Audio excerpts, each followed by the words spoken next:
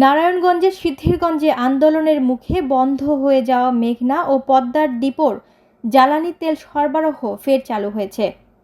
বৃহস্পতিবার দুপুরে জেলা বিএনপির আহ্বায়ক অধ্যাপক মামুন মাহমুদের নির্দেশে নাসিক ৬ নং ওয়ার্ডের বিএনপির সাধারণ সম্পাদক মোহাম্মদ মনির হোসেনের নেতৃত্বে দলীয় নেতাকর্মীরা আন্দোলনকারীদের সঙ্গে আলোচনা করে সরবরাহ কার্যক্রম পুনরায় শুরু করেন।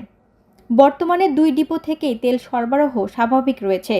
এর আগে সকালে সিদ্ধিরগঞ্জ থানা বিএনপির সহসভাপতি, নারায়ণগঞ্জ মহানগর শ্রমিক দলের আহ্বায়ক এবং ট্যাঙ্ককলরি শ্রমিক ইউনিয়ন গোদনাইল মেঘনা ডিপো শাখার আহ্বায়ক SM আসলামকে চাঁদাবাজির অভিযোগে গ্রেফতার করা হয়। এর প্রতিবাদে তার সমর্থকরা গোদনাইল SO রোড এলাকার মেঘনা ডিপো ও বার্মাস্ট্যান্ড এলাকার পদ্মা ডিপোর তেল সরবরাহ বন্ধ করে বিক্ষোভ করেন। এই পরিস্থিতিতে সারা দেশে জ্বালানি তেল সরবরাহ সাময়িকভাবে ব্যাহত হয়।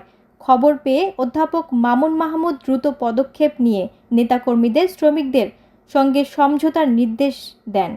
দুপুরের মধ্যেই আলোচনার মাধ্যমে ডিপোর কার্যক্রম স্বাভাবিক করা হয়। এই পরিস্থিতিতে সারা দেশে জ্বালানি তেল সরবরাহ সাময়িকভাবে ব্যাহত হয়। খবর পেয়ে অধ্যাপক মামুন মাহমুদ দ্রুত পদক্ষেপ নিয়ে নেতাকর্মীদের শ্রমিকদের সঙ্গে সমঝোতার নির্দেশ দেন। দুপুরের মধ্যেই আলোচনার মাধ্যমে ডিপোর কার্যক্রম স্বাভাবিক করা হয়।